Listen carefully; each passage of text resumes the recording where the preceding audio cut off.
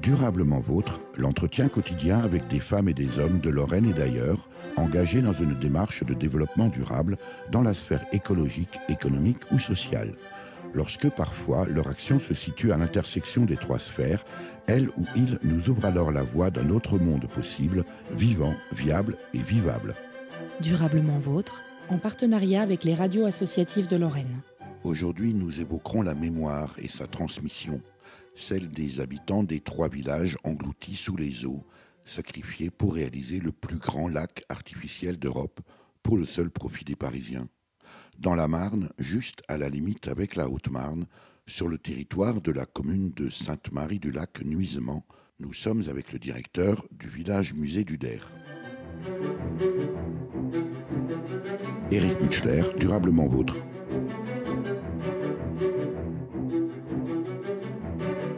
Alain van der Schutten, bonjour. Bonjour Éric. Alain van der Schutten, nous sommes ici, je le disais, au village musée du Der. Alors, on va bien sûr faire cette promenade extraordinaire, vous allez l'entendre, avec vous tout au long du parcours dans ce village musée du Der. Mais cette infrastructure, le terme n'est vraiment pas beau. En tout cas, cet équipement, c'est pas beaucoup plus joli. On va comprendre pourquoi, n'est pas un hasard ici. Ah non, c'est pas un hasard. L'origine de cet écomusée, c'est l'église de Nuisements-au-Bois, qui est l'un des trois villages qui a disparu sous les eaux du lac. Et donc, sous la pression des habitants, les pouvoirs publics ont décidé de démonter cette église, pièce par pièce, une église toute en pan de bois. C'est la particularité de l'architecture locale, de démonter cette église et de venir la reconstruire ici sur le site. Alors nous sommes ici dans l'espace d'accueil de ce village musée. Et puis vous avez ici à l'entrée, Alain van der Schutten, une maquette qui précisément représente ce lac du Der. Tout ça n'est pas très vieux, Alain van der Schutten. Il y a 40 ans. Le lac a été mis en eau en 1974. Il a demandé 6 ans de travaux pour être réalisé. Et ce lac a été construit pour éviter les inondations de Paris. Et puis aussi, petit à petit, aujourd'hui, il sert aussi à alimenter la région parisienne en eau, surtout en cette période de sécheresse. Alors, les gens ne le savent peut-être pas forcément précisément. Ce lac est bien sûr totalement artificiel. Et puis aujourd'hui, il a trouvé une toute autre vocation qui n'était pas prévue du tout à l'origine. Ah non, ça, personne ne pouvait dire qu'on viendrait au lac du Der pour découvrir la nature. C'est un formidable écosystème. La nature, en 40 ans, a complètement repris ses droits. Et on est dans le top 3 des sites ornithologiques français.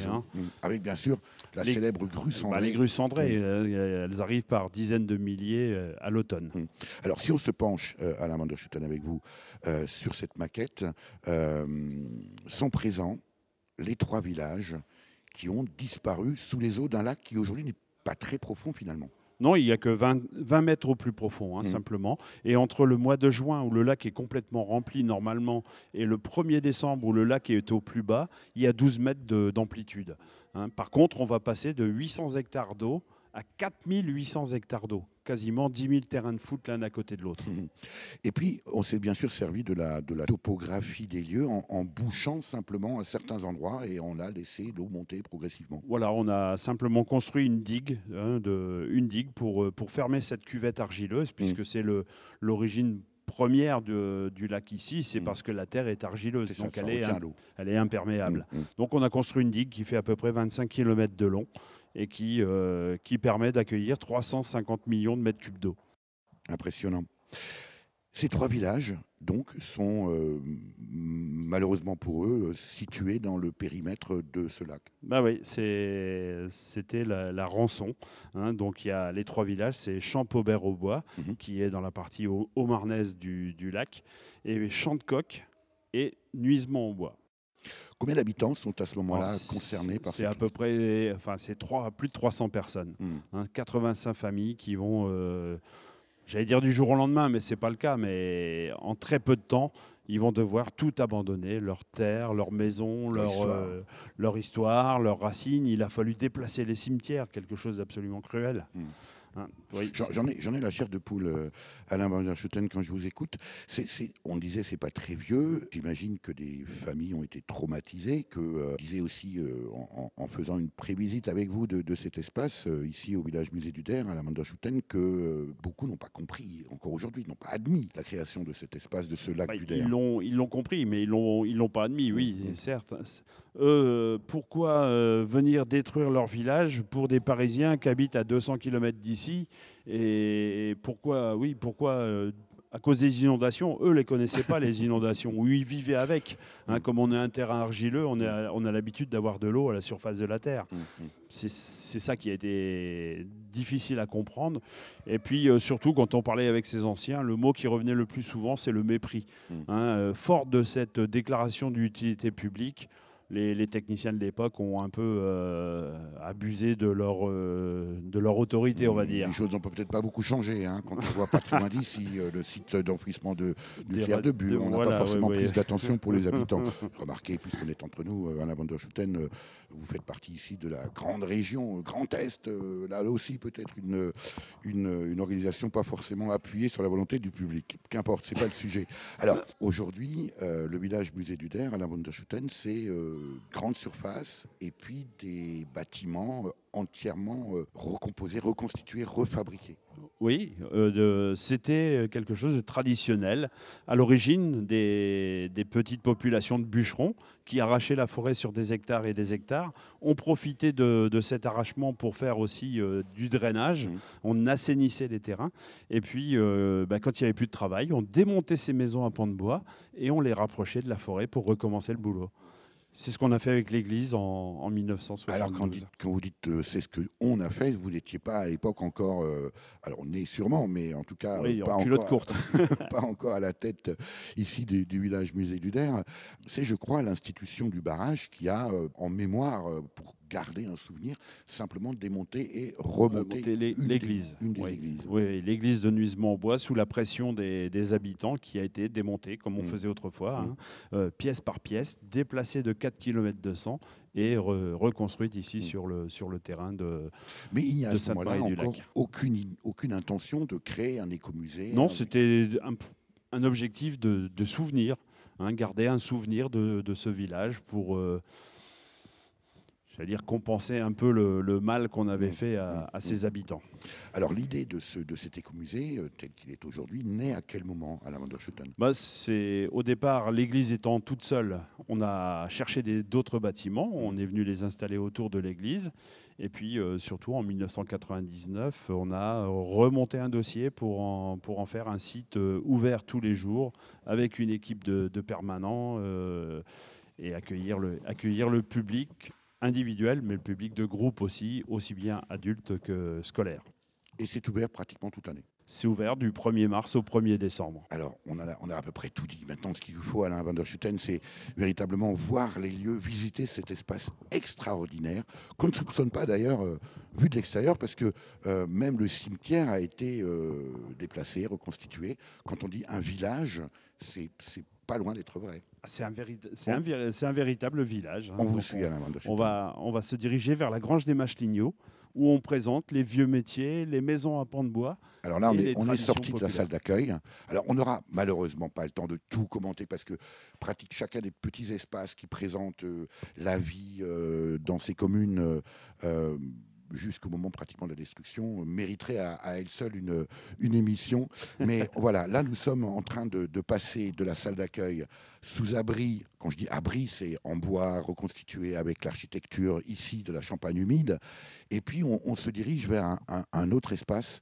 Je ne vais pas arrêter d'avoir des superlatifs du genre extraordinaire, fabuleux, parce que c'est le cas et ça le mérite. Alain Van der Schutten, où sommes-nous ? Nous sommes dans la Grange des Macheligneaux, où on présente donc au public sous forme de scénette, taille réelle, c'est-à-dire que tous les outils sont les véritables outils qui étaient utilisés par nos anciens. Et puis, on présente aussi les maisons à pans de bois sous forme d'une immense maquette. C'est ça, c'est le cas. Avec des maisons au 1/30e qui sont rigoureusement identiques aux bâtiments qui existaient autrefois. Alors, on est ici, vous parliez de scénette, c'est le mot que je cherchais. On est totalement immergé. Au début du siècle dernier. Oui, c'est ça. C'est les années de référence. C'est la vie qu'on a connue jusque pratiquement avant la Deuxième Guerre mondiale. Oui, entre la loin. Première et la Deuxième Guerre mondiale. Et puis dans chacune de ces scénettes, la vie de cette époque dans la Champagne humide avec, par exemple, la première. Le foyer champenois. Mhm. Donc là, tout le monde vit dans une seule pièce et on est centré autour de la cheminée. Cheminée qui était le seul point de chauffage. Et tout se passe autour de cette cheminée. Et le lit, la cuisine, on demande souvent aux enfants qui viennent visiter comment s'appelle cette pièce. Ils sont un petit peu gênés, puisqu'il y a tout dans la même pièce. Ouais. Alors, il y en a d'autres comme ça, des pièces. Alors, la maquette, cette immense maquette centrale avec des scénettes organisées tout autour. Et puis, on passe. Alain van der Schutten, ces reconstitutions sont, on peut dire, à l'identique. C'est de la fantaisie ou c'est un travail quasiment d'ethnographe? Complètement, oui, non, il n'y a aucune fantaisie. C'est les outils, c'est les tenues d'époque, c'est tel qu'on était il y a un peu plus de 100 ans. Il était 5 heures du matin, on avançait dans les marais, couverts de brume. J'avais mon fusil dans les mains, un passereau prenait au loin de l'altitude. Les chiens pressés marchaient devant dans les roseaux. Par-dessus les temps, soudain j'ai vu passer les oies sauvages. Elles s'en allaient vers le midi, la Méditerranée. Un vol de perdreaux par-dessus les champs montait dans les nuages. La forêt chantait, le soleil brillait au bout des marécages.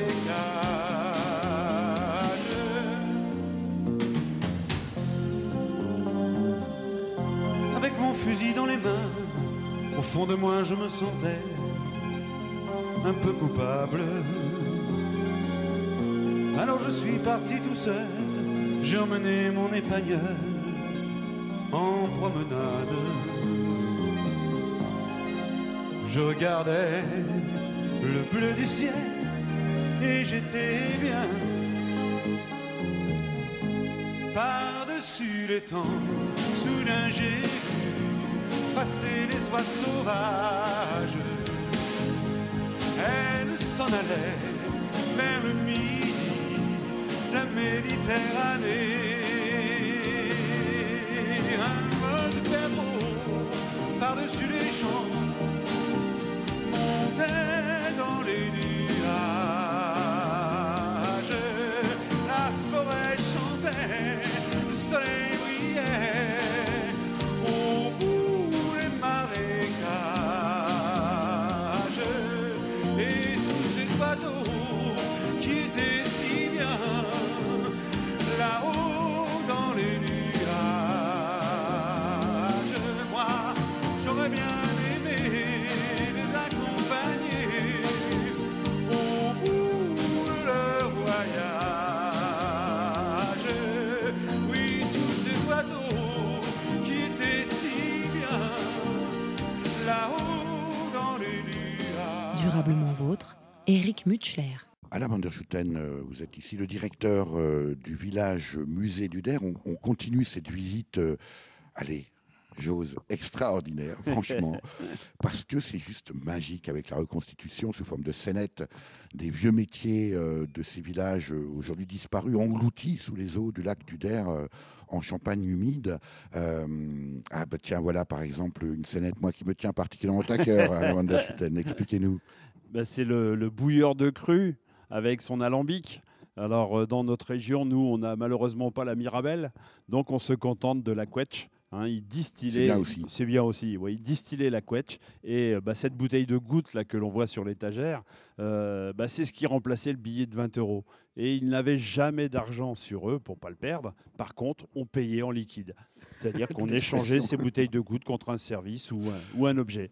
Voilà, c'était une façon peut-être plus agréable que d'avoir de la monnaie dans sa poche. Alors, vous allez jusqu'à reconstituer l'ambiance, les sons des cloches, des oiseaux. Oui, on est véritablement dans le village, au cœur du village. Voilà, et même un cheval qui se prête au ferrage avec l'atelier du maréchal Ferrand, le feu qui brûle dans la forge. On a presque envie de s'installer là, à la Vanderschuten, non? On pourrait se mettre autour de la table et faire une partie de cartes. Avec un peu de goutte à consommer avec modération. Voilà, malheureusement, le temps nous est un petit peu compté, donc on va continuer cette visite sous votre direction à la Vanderschuten.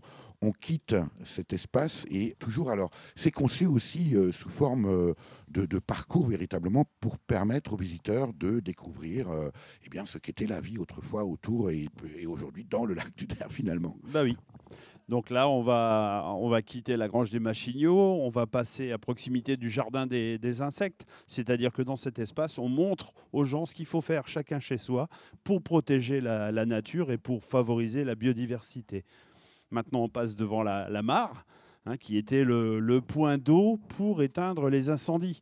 Donc autrefois, dans le bocage champenois, on avait 2-3 maisons. On laissait un espace, on creusait un trou et on y faisait une mare pour avoir de l'eau. Pas si archaïque que ça finalement. Et complètement efficace. Alors, cette remarque justement sur les insectes, sur la manière dont chacun peut aujourd'hui faire des choses aussi chez soi pour la biodiversité, c'est aussi à la Vanderschuten une volonté délibérée du village musée du Der de ne pas être uniquement un espace de mémoire et peut-être même de nostalgie. C'est aussi un espace tourné vers l'avenir. Tourné vers l'avenir complètement. On accueille de nombreux enfants et donc on veut leur montrer comment les anciens respectaient cette nature qu'on a un petit peu oubliée ces derniers temps. Et il faut repartir vers ça. Il faut vivre avec la nature et non pas lui faire subir tout un tas de choses.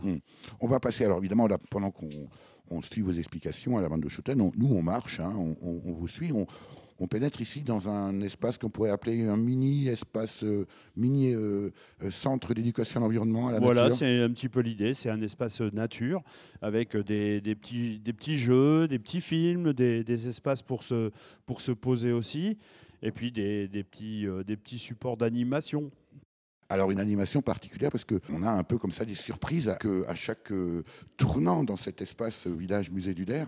On voit ici un chimiste de dos. Alors évidemment c'est un personnage qu'on pourrait presque dire de cire, c'est une maquette, mais aussi un laboratoire qui je crois est en train d'être aménagé pour redonner du sens à cette histoire.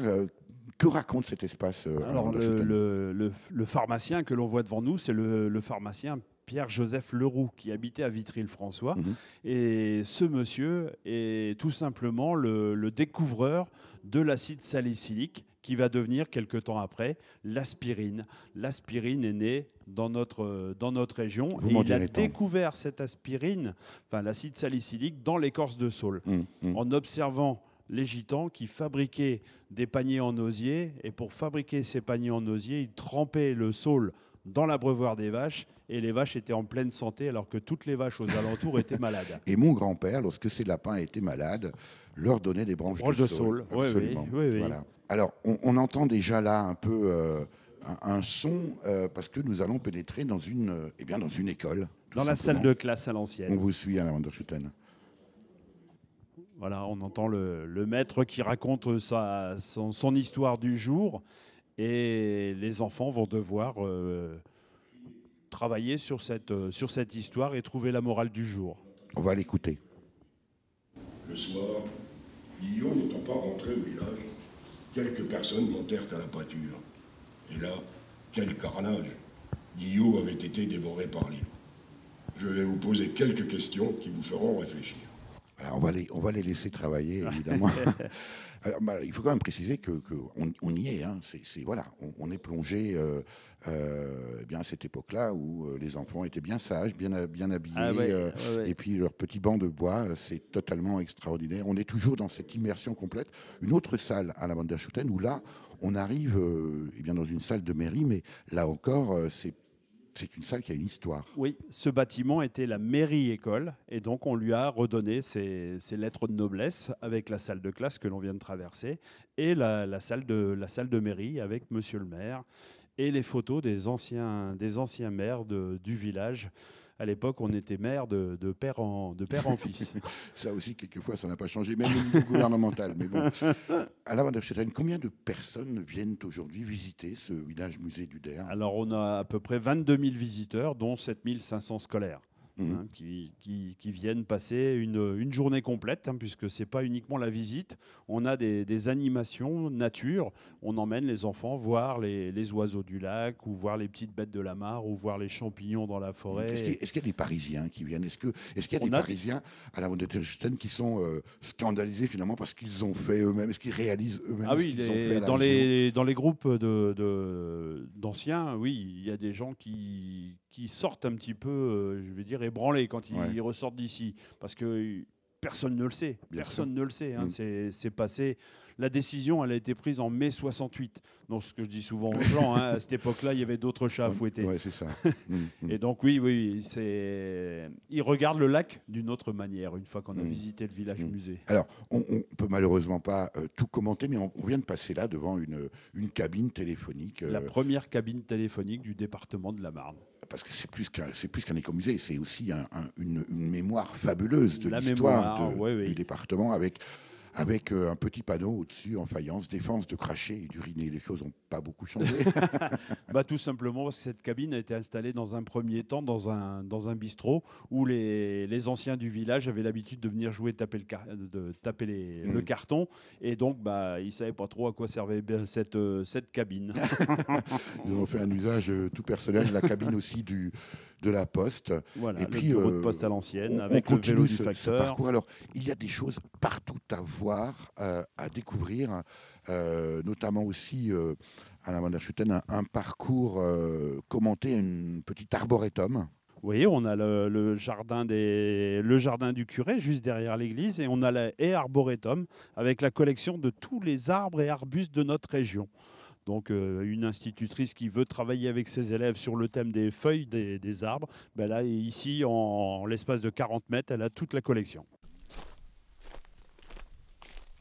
À la Vanderschuttein, on vient de rentrer ici dans l'église de Nuisement au bois, et vous me disiez en venant ici il y a une origine là aussi de ce mot de nuisement. Nuisement, c'est un tout petit village de bûcherons qui est né au milieu de la forêt. Et cette forêt n'a pas forcément une bonne réputation. Elle est sur un terrain argileux, donc beaucoup de marécages, de mares, de moustiques, de brumes, de brouillards, de maladies, etc. Et donc, nuisement vient de nuisance. Mais ils ont vite assaini les terrains et le village s'est vite développé.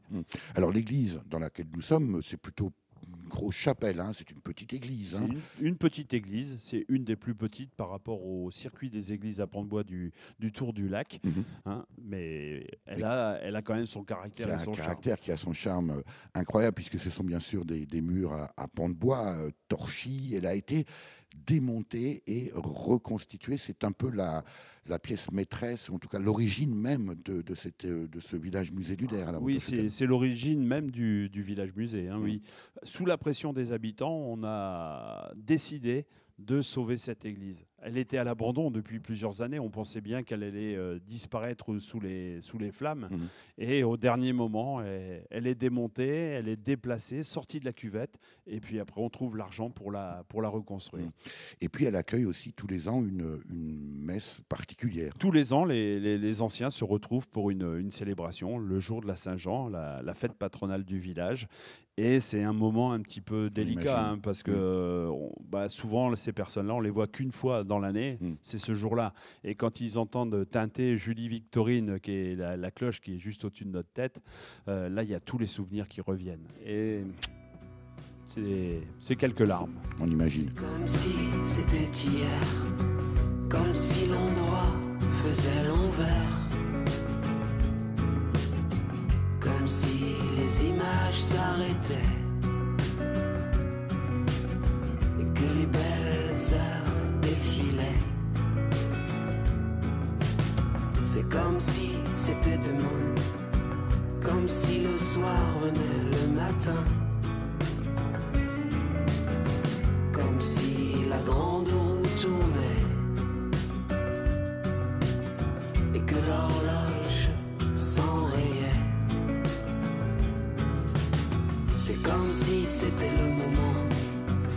comme si l'après pointait l'avant,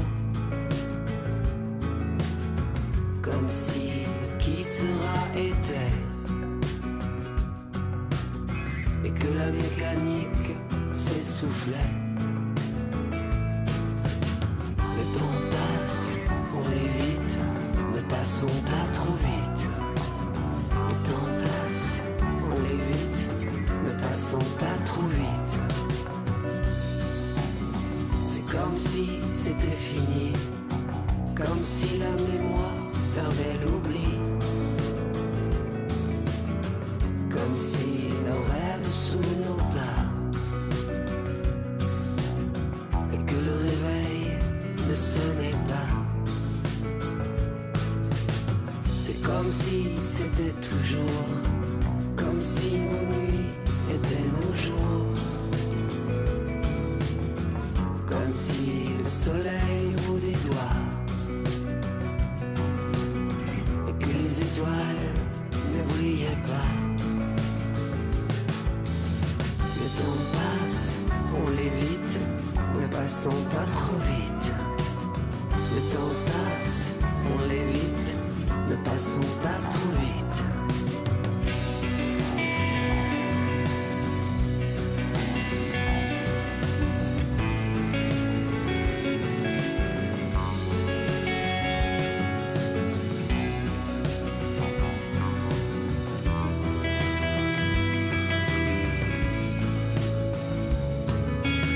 C'est comme si c'était l'éternité, comme si le semblant faisait le vrai, comme si le tort et la raison, et que l'on se trouvait à l'horizon. C'est comme si c'était le néant, comme si les âmes parlaient au vent, comme si la mer dans une cage, et que l'on se fondait dans les nuages. Le temps passe, on l'évite, ne passons pas trop vite. Le temps passe, on l'évite, ne passons pas trop vite. Le temps passe, on l'évite, ne passons pas trop vite. Le temps passe, on l'évite, ne passons pas trop vite. Durablement vôtre, Éric Mutschler. Alain van der Schutten, directeur du village musée d'Uder. On continue cette visite. Alors, il faudrait pouvoir faire passer à la radio toutes les images que nous voyons là, parce que dans ce village musée, c'est un vrai village. L'église qu'on vient de visiter, qu'on vient de voir de l'intérieur. Ici, on la voit de l'extérieur, depuis le pigeonnier boulangerie. Vous allez nous expliquer ça, mais on pourrait se croire vraiment au milieu d'un village, parce que l'aménagement, la place, les arbres, il y a des tilleuls, voilà, il y a des bancs, on est complètement en immersion, c'est un lieu magique. Et là, on vient de rentrer dans ce pigeonnier boulangerie. C'est pas courant, mais vous me disiez que c'était classique ici dans la région Oui, de Champagne-Humide. c'était traditionnel. Mhm. Dans chaque village, il y avait un pigeonnier. Et ce pigeonnier était souvent financé par la personne la plus riche du village. Mhm. Et souvent un propriétaire terrien. Il y avait un rapport entre le nombre de pigeons dans le pigeonnier et le nombre d'hectares que possédait la personne. Ça, c'est un apanage issu du droit médiéval, Voilà, puisque les seigneurs faisaient nourrir leurs pigeons par les récoltes de ces serfs. Hein. Et voilà, c'est ça. Et donc, le symbole là, du pigeon. souvent, bon, il y avait plusieurs possibilités, mais souvent, c'était le four à pain qui était à l'intérieur du pigeonnier. Donc, ça paraît un peu bizarre, mais bon, on se souciait peut-être moins à l'époque des normes d'hygiène. sanitaires. Mhm. Et donc là, le four à pain qu'on allumait une fois par semaine, et chaque famille venait à tour de rôle faire cuire son pain pour les 8 jours. Hein. Et donc la référence pour la mère de famille qui préparait le pain, c'était 1 kilo de pain par jour par personne. Oui, le pain étant la nourriture essentielle et principale. Essentielle, la nourriture de base. Mhm. Et le repas du soir, c'était souvent on s'en paye une tranche. On coupait une grosse part de pain qu'on mettait directement sur la table. On mettait les aliments dessus qu'on mangeait au fur et à mesure. La tartine paysanne. Voilà. Et puis le petit quignon de pain qui restait à la fin, on mettait ça dans le bol de soupe et on finissait le repas avec le bol de soupe. Voilà. Alain van der Schoten, les gens qui viennent ici en visite au village Musée du Der sont des locaux, viennent de l'extérieur, viennent un peu par hasard parce qu'ils voient de la lumière, parce qu'ils viennent d'abord pour les oiseaux. Comment ça se passe? Quel est l'intérêt pour les gens de venir ici au village Musée du Der? On a de tout. Hier encore, j'avais des Russes. Mais on a des gens qui viennent du village juste à côté avec des amis qui viennent de l'autre bout de la France. On n'a pas de clients et on prend tout le monde, bien sûr. C'est les gens qui sont attirés par le lac du Der pour le côté plus nature. Aujourd'hui, c'est vraiment le point fort de ce lac. Bon, il est bleu, mais il est aussi bien vert. Tout autour. Tout autour.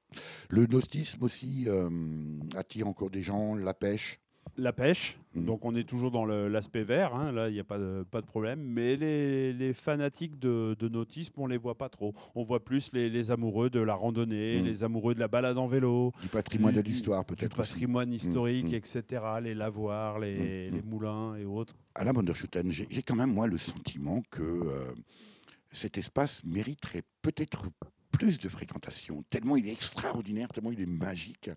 Est-ce que vous êtes suivi? Alors, c'est bien, vous êtes directeur ici du village Musée du Der, vous allez peut-être vous mettre un peu mal à l'aise, mais est-ce que vos partenaires économiques, les élus vous suivent dans l'énergie que vous mettez avec toute votre équipe dans le développement, le porter à connaissance de ce village musée? On a un déficit d'image. C'est vrai que les gens qui arrivent devant la porte du musée hésitent toujours à rentrer. Parce qu'ils ne peuvent pas imaginer tout ce qu'il y a à l'intérieur. Donc parce là, que le prix est modique. Oui, le prix est modique. C'est 5,80 € pour les adultes. Donc c'est par rapport à un paquet de cigarettes. Ça fait beaucoup moins de dommages à la santé. Oui, on a un déficit d'image. Ouais. Parce que j'imagine que les gens, une fois qu'ils sont rentrés, allez, ils n'ont plus envie de sortir, quoi. Ah oui, puis on les revoit. On les revoit à une autre saison, on les revoit pour les manifestations. On fait la fête de la pomme, on fait la fête de l'ortie au printemps. Et au mois d'août, c'est la fête de la moisson. Donc en plus des activités, c'est pas un espace figé, c'est un espace qui vit, qui interroge sur le passé et qui nous invite aussi à l'avenir. Complètement. Ça, c'est surtout notre volonté, c'est de tourner le musée vers l'avenir, vers les jeunes, etc. En plus, vous nous offrez là, Alain van der Schoten, une très bonne transition pour aller visiter votre jardin à thème, vos potagers, votre potager, votre jardin de curé. Et tout ça est en lien, bien sûr, avec l'histoire même du site du lac du Der et de ces 3 villages disparus. Oui, autrefois, dans ces villages de Champagne humide, on allait rarement voir le médecin. Il fallait vraiment être très, très, très malade. On se contentait d'aller voir les guérisseuses. Une grand-mère dans le village qui soignait à partir d'une plante, bien souvent. Et donc, on a retrouvé ces plantes qui étaient utilisées fréquemment et on les a toutes replantées dans ce jardin des plantes médicinales qu'on appelle le jardin des simples. Parce qu'on se soignait simplement avec une plante. Là aussi, beaucoup de sagesse. Alain van der Schoten, vous êtes une petite équipe, 8 personnes, vous nous le disiez au début de ce reportage. Comment vous faites pour maintenir tout cet espace à la fois très riche, très soigné aussi? C'est quelque chose qui frappe le visiteur lorsqu'il arrive chez vous. C'est d'une coquetterie, c'est d'une poésie ici, une petite allée qui mène au cimetière, lui aussi entièrement déplacé, reconstitué. Comment vous faites? Parce que c'est une association. Est-ce qu'il y a des bénévoles qui vous aident? Vous êtes épaulés? Oui, c'est une association, loi 1901, donc on a une petite centaine de bénévoles qui viennent nous aider à faire vivre le village musée, notamment lors des manifestations. Et puis au jour le jour, il y a l'équipe qui travaille. On a aussi beaucoup de stagiaires, on accueille beaucoup de stagiaires aussi qui peuvent avoir une première expérience du monde du travail dans un cadre idyllique. Ça, c'est le moins qu'on puisse dire. Alors on arrive ici précisément dans le potager, dans le jardin.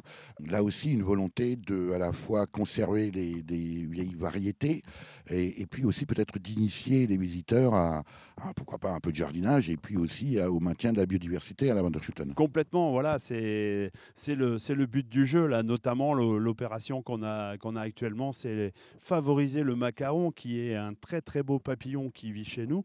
Et ce macaon, la chenille ne se nourrit que d'une seule plante, c'est le fenouil. Donc on invite les visiteurs à repartir avec un petit paquet de graines de fenouil, planter leur petit mètre carré de fenouil chez eux, et le macaon trouve la plante pour que la chenille puisse se nourrir et le papillon se développer. Alors c'est vraiment un espace à voir, et plus qu'à voir, à vivre, parce que le jardin est organisé à la Wanderschutten sous forme un peu de... Ça fait penser bien sûr un peu au jardin des moines, au jardin monastique. C'est ça. C'est organisé en carré, c'est très bien soigné, on sent que c'est fait avec beaucoup d'amour. Le lien entre précisément cet espace de nature et puis eh bien, toutes les maisons, toutes les scénettes qu'on a vues reconstituer tout à l'heure. Ben c'était les gens se soignaient avec les plantes médicinales. Donc le lien il est tout trouvé. Et puis l'arrière-grand-mère du maire de Chantecoq était guérisseuse. Elle soignait les gens et elle était réputée pour ça dans tout le bocage champenois. Qu'est-ce qu'on peut souhaiter aujourd'hui à ce village musée du Der, à la Wanderschutten? On est ici dans une émission sur le développement durable. On aura bien sûr compris que le lien est évident. On parlait de passé, de présent et d'avenir. Qu'est-ce qu'on peut souhaiter? Qu'est-ce que vous souhaitez à vous-même et à toute votre équipe dans les prochaines années? Est-ce qu'il y a des projets? Alors, des projets, oui, il y en a. De croissance, hein, mais voilà, j'imagine que vous êtes un directeur plein d'idées, plein d'initiatives. Oui, ce qu'il faut nous souhaiter, c'est 3000 visiteurs de plus. Écoutez, on espère que cette émission y contribuera. Oui. Avec 3000 visiteurs de plus, même si le Conseil général vient à serrer le robinet, on est quasiment sûr de pouvoir pérenniser l'outil. Mais pourquoi, grand Dieu, couperait-il les robinets? C'est un outil extrêmement intéressant de promotion à la fois du département et de toutes ses actions. Ah oui, mais les ressources au niveau départemental, etc., sont plus aussi larges qu'autrefois. À la Wanderschutten, on est aussi frappé ici par précisément les odeurs. Là aussi, c'est pas forcément très radiophonique, mais nous qui nous sommes promenés dans ce jardin des simples, on est baigné d'effluves. Oui, il y a les aromatiques, bien sûr, mais il y a aussi toutes ces fleurs sauvages qui nous embaument et surtout qui nourrissent toute une ribambelle d'insectes que l'on peut voir tout au long de la journée. Avec même un espace pédagogique où vous expliquez que précisément il ne faut pas faire la promotion du béton vert, hein, qui est ce gazon qu'on entretient et qu'on tond à longueur de semaine. Au contraire, laisser les herbes pousser pour être un garde-manger finalement. Bien sûr, il faut que les plantes puissent aller jusqu'au bout de leur croissance, donner des graines, et à chaque période de la vie de la plante, il y a obligatoirement des insectes qui vont venir faire un tour. Éviter de tondre et mettre simplement des hôtels à insectes, comme c'est un peu la mode aujourd'hui. Voilà, ça suffit pas. Il faut avoir la mentalité qui va avec. Pas peur de la route, faudrait voir, faut qu'on y goûte des méandres au creux des reins. Tout ira bien. Le vent l'emportera.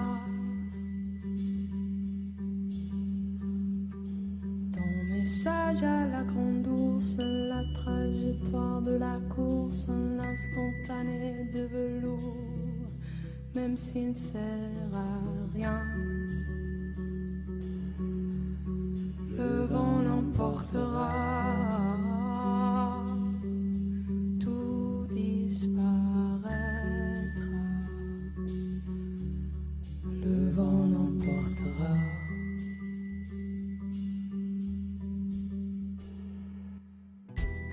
C'est la mitraille, cette plaie qui nous tiraille, le palais des autres jours, d'hier et demain. Le vent l'emportera.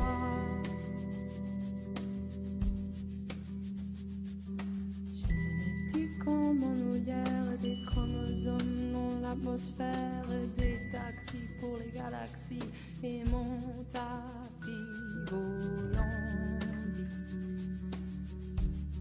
Le vent l'emportera, tout disparaîtra. Le vent l'emportera.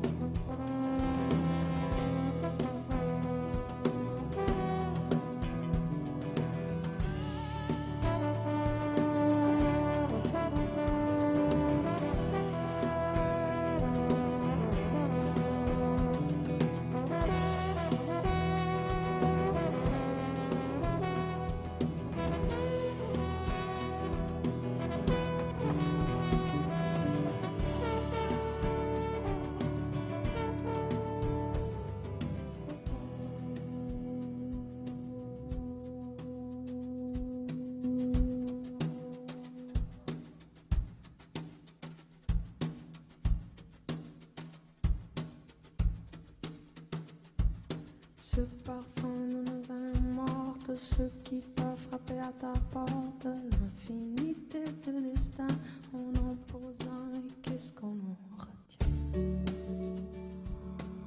Durablement vôtre, Éric Mutschler. À la Wunderschütten, moi je suis un peu triste de la fin de cette visite qui est passée très très vite en votre compagnie, vous qui êtes le directeur de ce village musée d'Uder. Et on avait envie de terminer en beauté devant la roulotte du berger. Là aussi, cette roulotte a une histoire à la Wunderschütten. Et ouais, cette roulotte était un petit peu à l'abandon dans une ferme du sud des Ardennes. Et le propriétaire voulait absolument qu'elle soit sauvée. Il a fait le tour des musées d'Ardennes, mais personne n'en voulait. Donc on a été chercher cette roulotte, on l'a ramenée ici. Et puis là, on est en train de la réaménager, de la faire vivre. On a donc le mannequin du berger là, qui attend les visiteurs, mais il a son lit, il y a le chien qui va bientôt arriver, etc. Et puis on a retrouvé la vieille chanson aussi, et chaque visiteur peut l'écouter. Eh ben, écoutons-la, écoutons-la.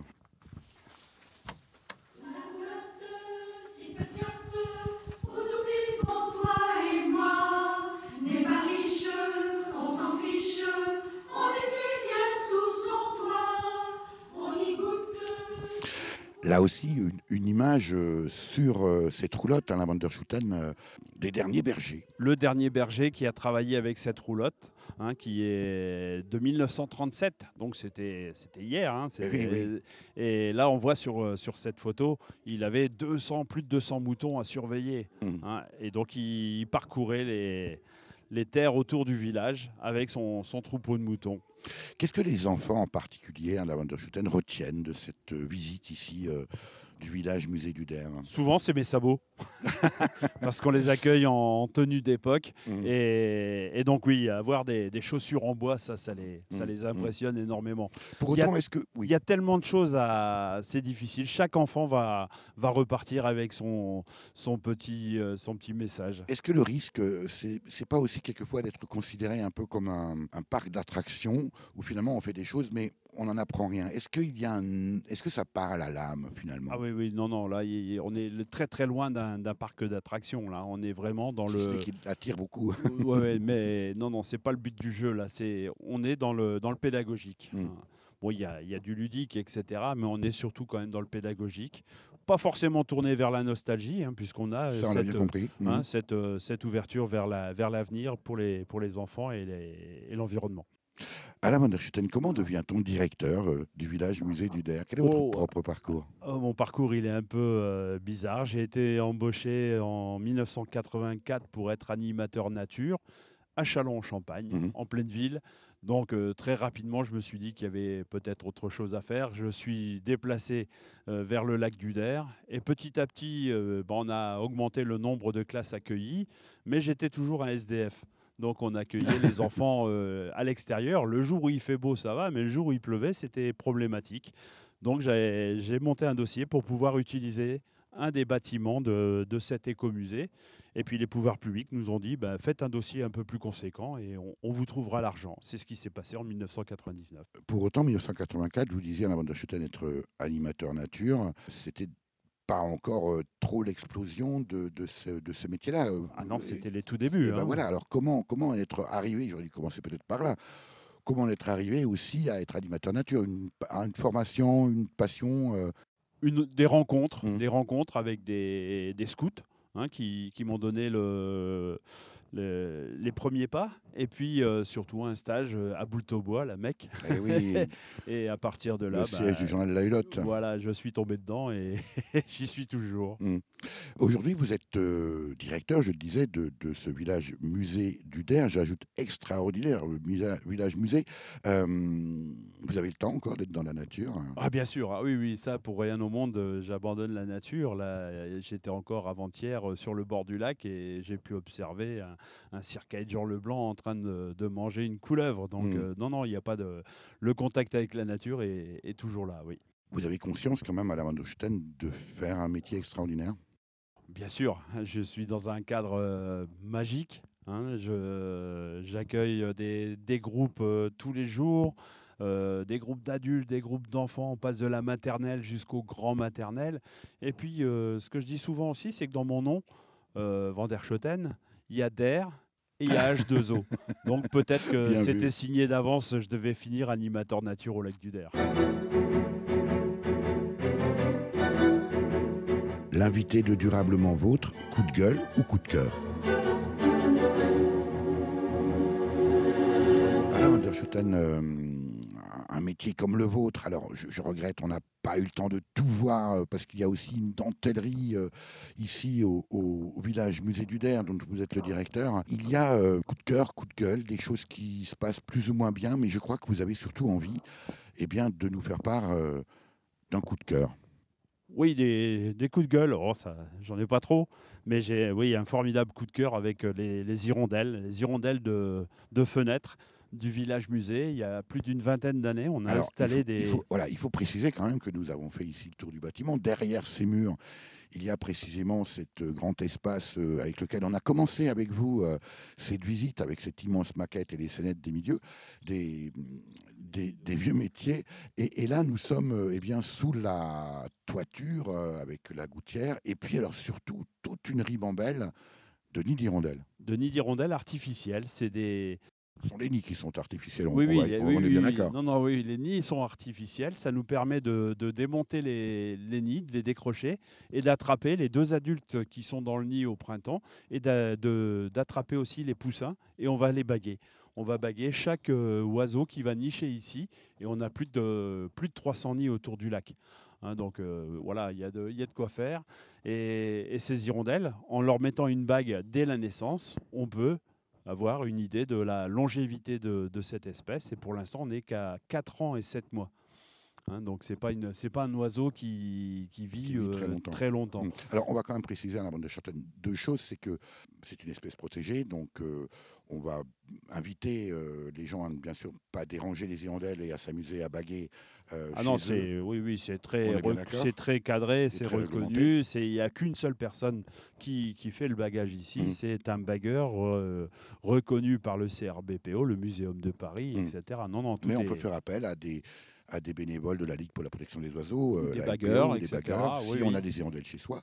Et puis, deuxième chose, c'est que la manipulation à la fois de saisie des poussins, et on dit des poussins pour des hirondelles. Oui, des poussins. Des poussins d'hirondelles. Oui. Et le bagage est évidemment sans aucune douleur pour les oiseaux. Complètement, non, c'est complètement inoffensif. La personne a complètement l'habitude de faire ça. Hein. Puis, en l'espace de 6 ans, on en a bagué, il a dû en baguer plus de 8000. Donc, il n'y a aucun souci. Alors, qu'est-ce qu'on tire comme enseignement et pourquoi baguer précisément les oiseaux et ces hirondelles-là? Alors, baguer ces hirondelles, pour savoir comment elles vivent, parce qu'on n'en savait rien du tout. Et on va sur la Lune, mais on ne sait pas comment vivent les hirondelles. Voilà, qui sont tout près de chez nous, qui sont dans le coin de nos fenêtres. Et là, on sait que l'hirondelle n'est pas fidèle. Elle n'est pas fidèle ni au nid, ni au conjoint. Voyons. Elle va changer de partenaire 2 fois dans la saison. Hein, donc elle va faire un premier nid, la femelle va faire un premier nid avec un mâle, elle va élever ses petits, le mâle va partir avant l'envol des jeunes, s'installer dans un autre nid avec une autre femelle, la femelle termine l'élevage des premiers poussins et va se mettre en couple avec un autre mâle pour faire une deuxième nichée. Tout ça étant à vocation de survie de l'espèce, bien sûr, voilà, donner faire le maximum le plus de chance. Voilà. Rappelez-nous l'espèce ici que vous avez ici au village Musée du Der. Donc c'est l'hirondelle de fenêtre, Délichon urbica pour les scientifiques, puristes. les savants.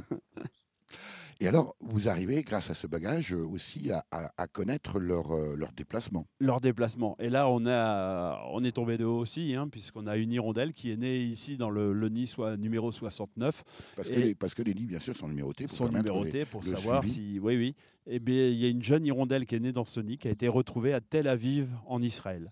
Et ça, c'est une information complètement nouvelle. On pensait que les hirondelles traçaient tout droit vers l'Espagne et l'Afrique.